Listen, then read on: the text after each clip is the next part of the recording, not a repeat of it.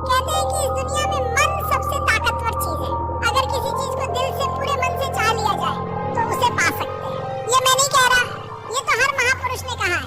पर अगर ये बात सच है तो फिर ऐसा क्यों होता है कि जो हम दिल से चाहते हैं वो हमें मिलता क्यों नहीं?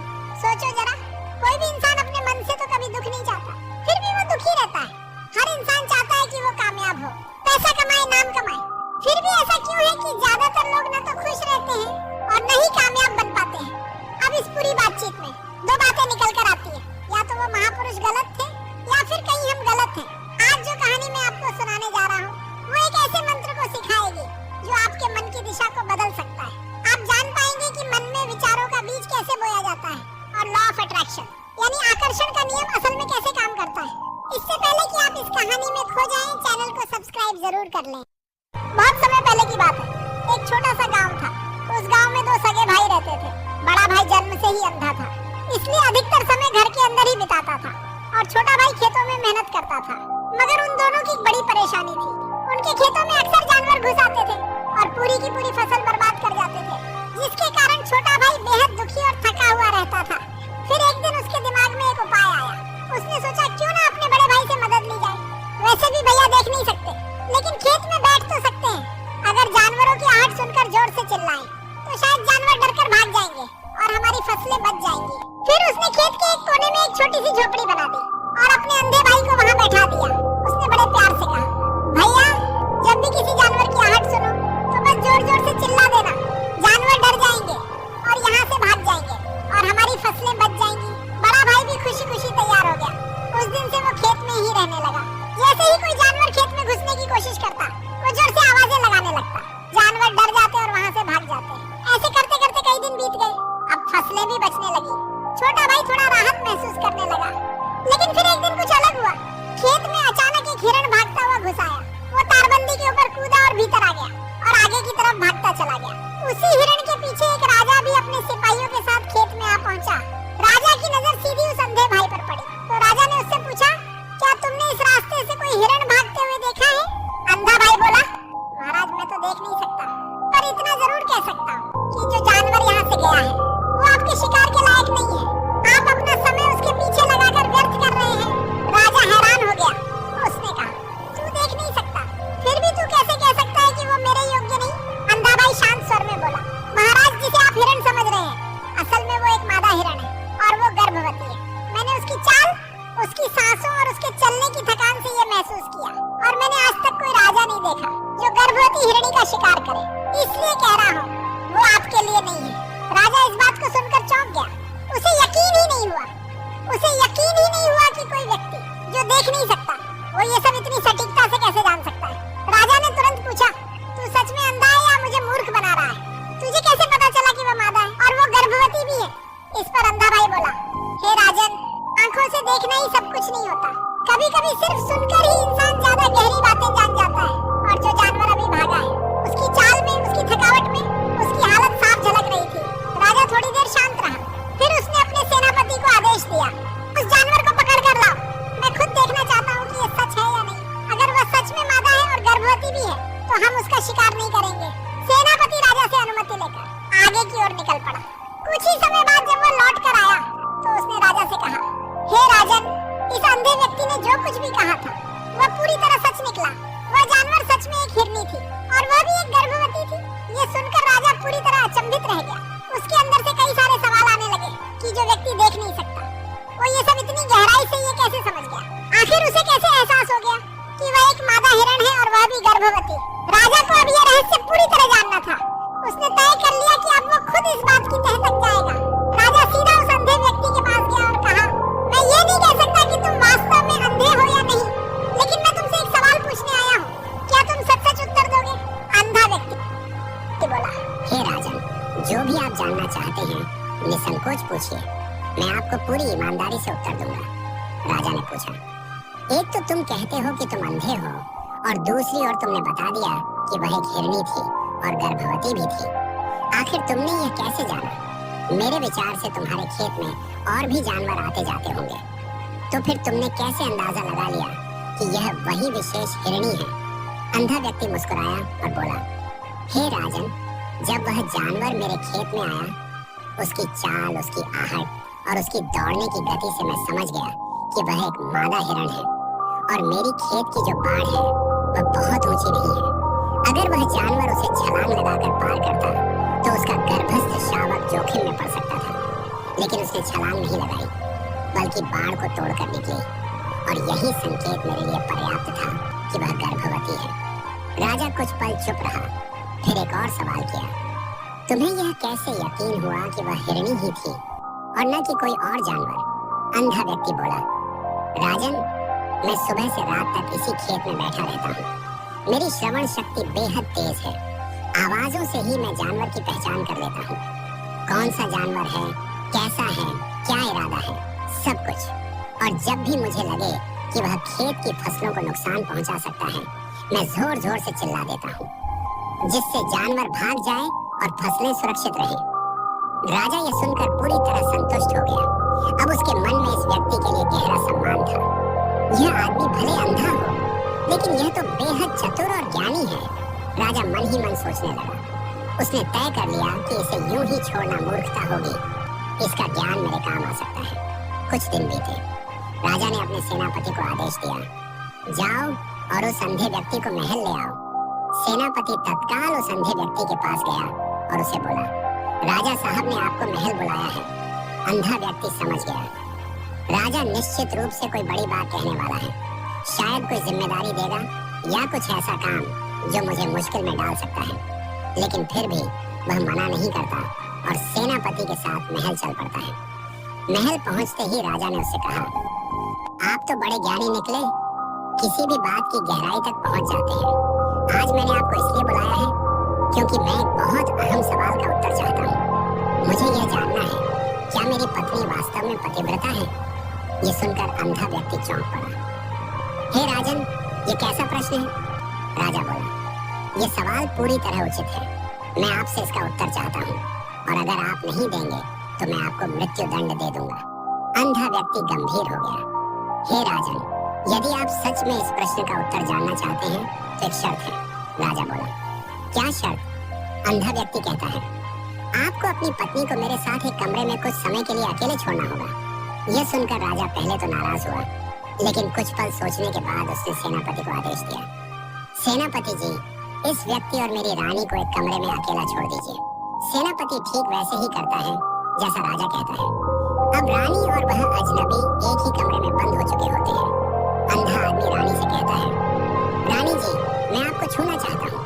ये सुनते ही रानी आगा बुला हो जाती है। बिना एक पल गंवाए वह उस अंधे आदमी पर हमला कर देती है। कभी थप्पड़, कभी मुक्के, कभी लातें। इतना मारा कि अंधा आदमी खुद को बचाता फिर रहा था। किसी तरह जान बचाकर वह भागा और सीधे राजा के पास पहुंचा। जाकर बोला, हे राजन, आपकी रानी पतिव्रता नहीं है। राजा यह सुनकर गुस्से से लाल हो गया। तलवार खींची और दौड़ता हुआ रानी के पास गया। क्रोधित स्वर में बोला, रानी, अब जो मैं पूछूं उसका सच सच जवाब देना। एक भी बात छुपाई तो तुम्हारा सिर धड़ से अलग कर दूंगा। फिर पूछा, बताओ, क्या तुम पतिव्रता हो या नहीं?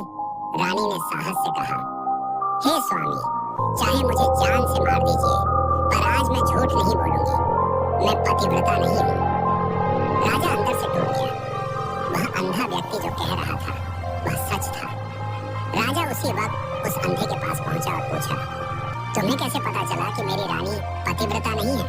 अंधा आदमी बोला, बहुत सरल बात है राजन, मैंने तो बस इतना कहा था कि मैं आपको छूना चाहता हूँ। यदि वो सच्ची पतिव्रता होती तो बस मना कर देती, मगर उसने मुझ पर लात घूं से बरसा दी और बिना सोचे समझे मेरे पूरे शरीर को छू डाला। बताइए, जो स्त्री पर पुरुष को छूती है, क्या वह पतिव्रता हो सकती है? राजा हैरान रह गया। बोला, तुम तो बड़े ज्ञानी निकले। अब एक और सवाल है मेरा, अगर इसका उत्तर भी तुमने सही दिया तो मैं तुम्हें मुक्त कर दूंगा।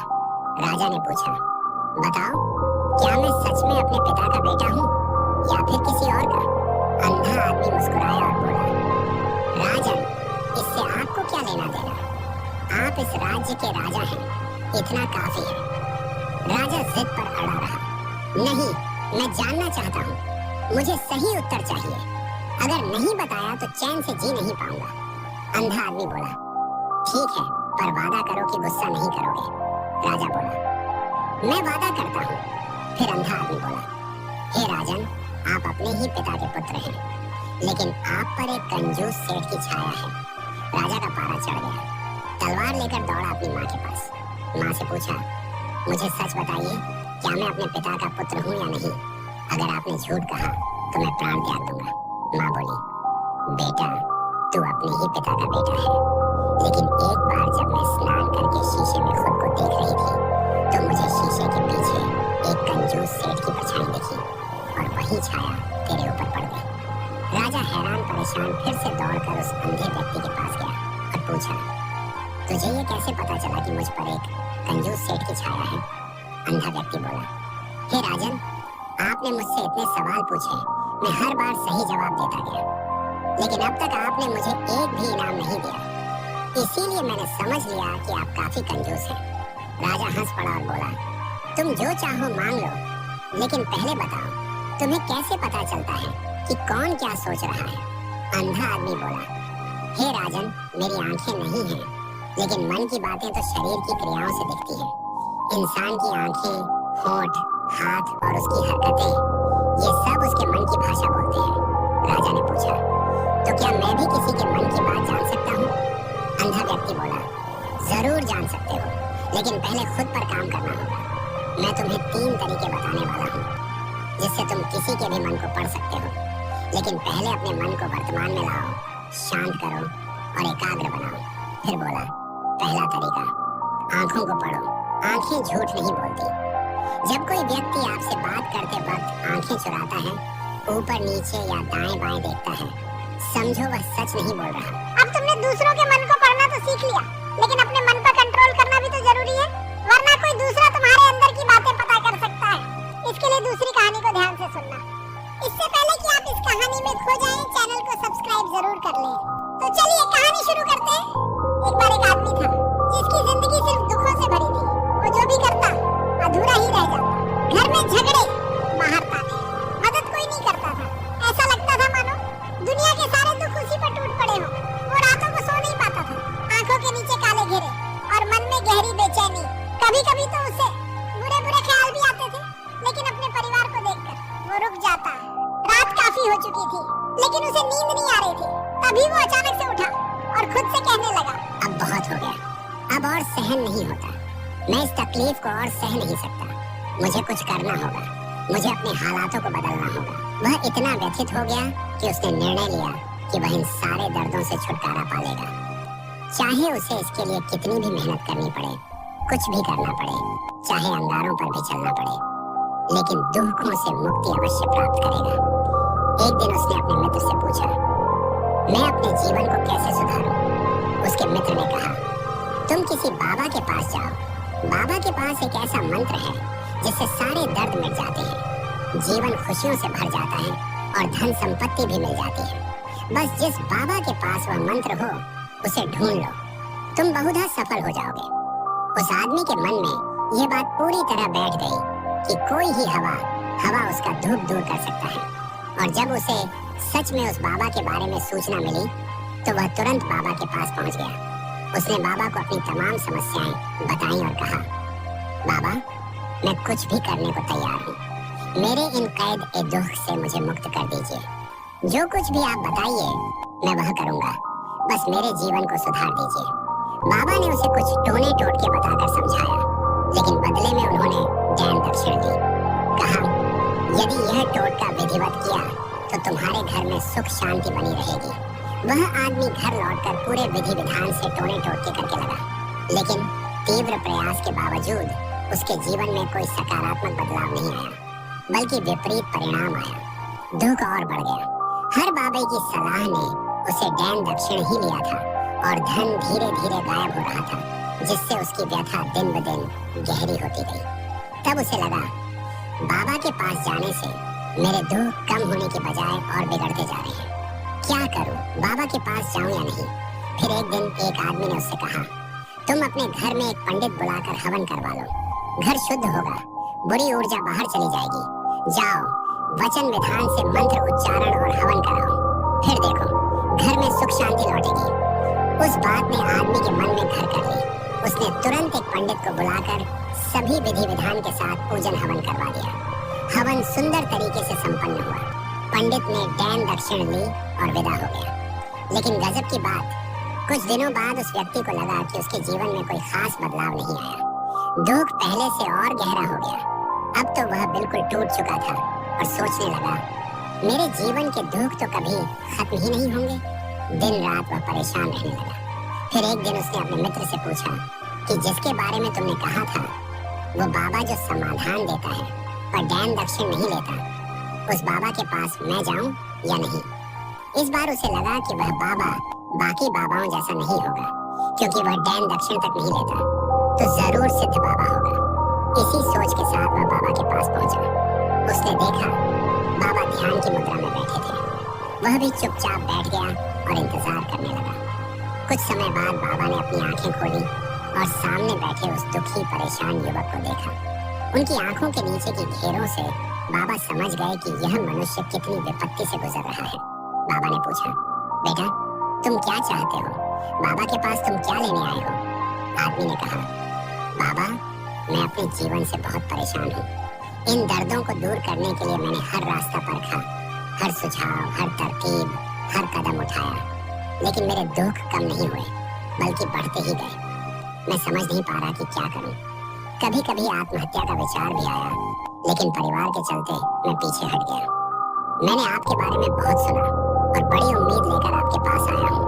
कृपया मुझे ऐसा मार्ग बताइए जिससे मेरे दुखों से छुटकारा मिले। मैं इसके लिए कुछ भी करने को तैयार हूँ, चाहे कितना भी कठिन क्यों ना हो। बाबा ने महसूस किया कि यह मनुष्य सच में अंदर से टूट चुका है। उन्होंने कहा, बेटा दुखों को दूर करने के लिए मंत्र सीधे हाथ में नहीं मिलते, उन्हें पाने के लिए कठोर अभ्यास चाहिए। तुम कुछ कर सकते हो। पहले उसे लगा कि यह बाबा भी डैन दक्षिण लेंगे, लेकिन और कोई उपाय न पाकर उसने कहा, बाबा जो भी डैन दक्षिण चाहिए मैं देने को तैयार हूँ, पर आपका मंत्र सच्चा होना चाहिए, फलदायी होना चाहिए। उसके बाद मैं जो डैन दक्षिण आप चाहें दूंगा। बाबा बोले, डैन दक्षिण तो बहुत छोटी बात है, मैं उसे नहीं चाहता। वह सोच में पड़ गया। फिर बोला, बाबा मैं अंगारों पर चलने को भी तैयार हूँ, कृपया आज्ञा दीजिए। बाबा मुस्कुराए, अंगारों पर चलने वाली छोटी चीज है, मैं वह मांगने वाला नहीं हूँ। मैं तुमसे एक बहुत कठिन मंत्र करवाने जा रहा हूँ जिसे पूरा कर सकोगे। वह आदमी उत्साहित हो उठा। बाबा कृपया बताइए मुझे क्या करना होगा? कुछ भी करूँगा। बाबा बोले, जब तुम यहाँ से घर जाओ तो रास्ते में अपने मन में बार बार दोहराते रहो, मैं सुखी हूँ, मैं सुखी हूँ, मैं सुखी हूँ। ये तुम्हारे होठों से नहीं, केवल मन से दोहराना है। उस आदमी ने कहा, मैं कर लूंगा, लेकिन इससे क्या होगा? बाबा बोले, तुमने इतने बाबाओं के मंत्र आजमाए हैं, तो इस मंत्र को भी आजमाओ। वह आदमी सोच में पड़ गया। बाबा तो डैन दक्षिण नहीं ले रहे और मंत्र भी छोटा है। ठीक है बाबा, मैं यह मंत्र जरूर करूंगा, कहकर वह वहां से चला गया। चलते चलते बाबा ने पीछे से कहा, बेटा एक बात याद रखना, जब तुम यह मंत्र मन में दोहराओ तो मन मुझे बंदर का विचार तो आज तक नहीं आया बाबा, तो अब क्यों आएगा? बाबा मुस्कुराए, चिंता मत कीजिए, मैं बस ये चाहता हूँ कि तुम ठीक से दोहराओ, मैं सुखी हूँ, मैं सुखी हूँ, और बंदर का विचार मन में ना लाओ। फिर वह आदमी निकल पड़ा। थोड़ी दूर ही चला था कि अचानक मन में बंदर का विचार आया, एक क्षण के लिए, और फिर चला गया। उसने सोचा, आज तक तो बंदर का कोई विचार नहीं आया, लेकिन अब अचानक क्यों आया? जगल लॉग, और उसने उसे पकड़ने की कोशिश की। भूल गया मंत्र को, मैं सुखी हूँ दोहराने वाले दिल में। बंदर के बारे में सोचते सोचते वह फिर से मैं सुखी हूँ दोहराने लगा। तब अचानक सामने एक बंदर दिख गया और उसके मन में फिर उसी विचार की लहर उठी। उसने भीतर से खुद को रोका, लेकिन बंदर ही नजर आ रहा था। ऐसे संघर्षों के बाद जब वह घर पहुंचा तो पत्नी से बोला, उन्हें बंदरिया मुझे खाना परोस दो। और जैसे ही उसे एहसास हुआ कि शब्दों ने क्या बोला दिया, वह अपने बाल नोचने लगा, दीवारों से अपना सिर मारने लगा। आज तक मुझे बंदर का विचार क्यों आया? यह क्या माया है? विचारों के इस चक्कर में वह रात भर करवटें बदलता रहा और रात भर सो ही नहीं पाया। सुबह होते ही वह सीधे उसी बाबा के पास आया, चरणों में गिरकर बोला, बाबा अब समझ नहीं आ रहा कि क्या चमत्कार हो रहा है। आज तक बंदर का कोई विचार नहीं आया था, लेकिन कल से जब से आपने कहा कि बंदर का विचार नहीं आना चाहिए, तब से मुझे हर जगह बंदर ही बंदर दिखाई दे रहे हैं। मुझे तो आपके पीछे पेड़ पर बैठा बंदर भी खेलों पर बैठा दिख रहा है। बाबा, ये हो क्या रहा है? बाबा हंस पड़े। बेटा, मन का जाल समझना इतना आसान नहीं। बंदर तो पहले से ही तुम्हारे रास्ते में आता रहा है। जब तुम मेरे पास आए तब भी पेड़ों पर यह बंदर घूम रहा था, लेकिन तब तुम्हारे ध्यान में यह बंदर नहीं था, तब केवल तुम्हारे दुख थे। फिर बाबा ने समझाया, बच्चा, हम जिस चीज से भी दूर भागना चाहते हैं, वही चीज हमारे मन में गहराई से प्रवेश कर जाती है, वह हमारे भीतर समा जाती है। असल में जो चीज हम भूलना चाहते हैं, उसकी इच्छा ही उसे हमारे भीतर गहराती है। और जब तक हम मानसिक रूप से बार बार दुख से मुक्त होना है ऐसे सोचते रहेंगे, वह दुख हमारी चेतना में और भी मजबूत होता जाएगा और हम महसूस भी नहीं करेंगे। इसीलिए यदि तुम दुखों से सच्चे में छुटकारा पाना चाहते हो, तो दुखों के बारे में सोचना ही छोड़ दो। जब तुम दुख को भूल जाओगे, तभी वे सच में तुम्हारी जिंदगी से गायब हो जाएंगे। अक्सर लोग धूम्रपान छोड़ना चाहते हैं, शराब छोड़ना चाहते हैं, शाम को वादा करते हैं मैं गलत काम नहीं करूंगा, और फिर शाम होते होते वे उसी आदत में डूब जाते हैं। ऐसा क्यों होता है कि जो हम खुद कहते हैं वह करना मुश्किल हो जाता है? कारण यह है कि हम उस आदत को बहुत अधिक महत्व दे रहे हैं। जब भी हम किसी चीज को छोड़ने पर विचार करते हैं, हम उसकी इम्पोर्टेंस और ऊंची कर देते हैं। हमारा मन उस चीज के पीछे भागने लगता है। हमें उस चीज से लड़ना नहीं चाहिए, बल्कि उसे बिना सोचे ही अपनी जिंदगी से गुजरने देना चाहिए। और यदि हम इस मंत्र को समझ लें कि जिस चीज को हम पाना चाहते हैं, उसे अपने अंतर्मन में स्थान दें, और एक बार वह लक्ष्य हमारे भीतर दृढ़ हो जाए, तो फिर सफलता स्वतः हमारे पास आएगी, बिना किसी